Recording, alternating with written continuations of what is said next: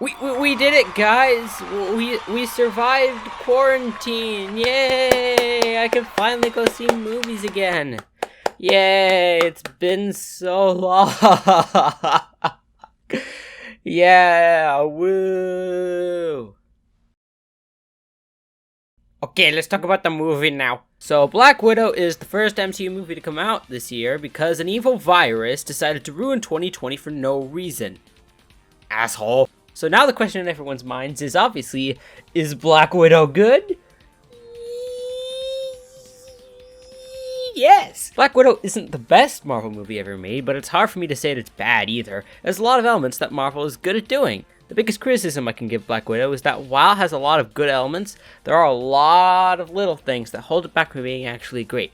First up, the visuals. It's very clear where Black Widow got its influences from. Just watching the movie for like 10 minutes and you'll immediately see the connection to films like Winter Soldier and Civil War, and this of course comes through in the visuals. The cinematography has a very grounded feel to it. There aren't very many huge sweeping shots in this movie until the very end. The angles are designed to act as if someone is there, recording the events in real time, and the film never dramatizes any one moment.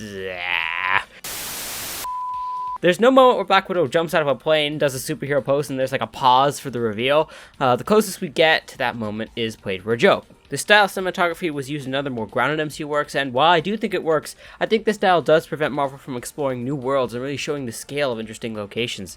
There's an entire floating base in this film, and in the establishing shot they used to show it off, they shot it through a plane window with the base far off in the distance, obscured by clouds. The action was also hit or miss for me. Sometimes it's really good, like the climax, largely because it's an open area, and a lot of it involves dodging and running and weaving and falling while trying not to get shot at, and it's actually kind of cool. And then there are also smaller hand-to-hand fights, and they used so much quick cutting I couldn't tell what was really going on, and that's a huge problem, because when it comes to hand-to-hand fights, having the audience know the series of punches and dodges allows them to understand how a fight reaches its intended outcome. And when you can't interpret the choreography, the less likely you are to be invested in the outcome, and the less likely the viewer is to remember the fight. Marvel is really good at massive set pieces, like the opening of Thor Ragnarok, the airport scene in Captain America Civil War, and of course that iconic final battle at the end of Endgame, but they've always struggled with smaller hand-to-hand combat. I don't remember a single action scene from Winter Soldier, and the only one I remember from Civil War was the airport scene. I don't expect to remember Black Widow's action within a few months. But that's okay, I still love Winter Soldier and Civil War. It is my favorite Marvel film. It's just that the reason those movies are great are their dynamic character arcs, perfect pacing, and intriguing narratives. So if Black Widow wants to be in the company of these movies, it just needs to have a great story. And you know what? It does. Kind of. There are a few things holding the story back, despite the fact that the overall story is well told. In order to discuss that, we need to get into spoilerinos. So if you haven't seen the film and you don't want to be spoiled, this is your warning. Spoilers are here now. If you haven't seen the movie, wait to go until then. So the story centers around the Red Room, which is kind of like this Russian version of S.H.I.E.L.D. And for starters, I actually do like this organization. And the main villain of the film, I think his name is Drakov? I don't know. He's what the villain in Winter Soldier should have been. Egotistical and just kind of an asshole who holds power not because of his physical strength, but because of his influence. And he's actually kind of fun.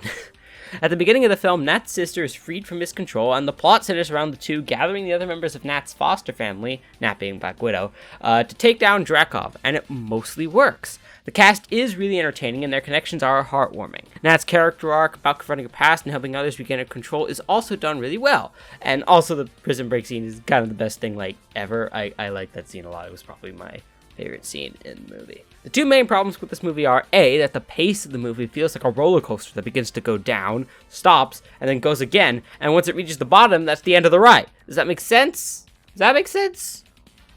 I don't really care. The movie slows down to try and get us invested in these characters as a family, but the problem is, I'm already sold on them as a family. The introductory scenes where Nat meets up with her sister and father are already really fun since the characters have good chemistry with each other. I'm already sold on them functioning as a unit. I don't need the movie to get me to care. It just is the director wasn't confident that the charisma of the actors could carry the story.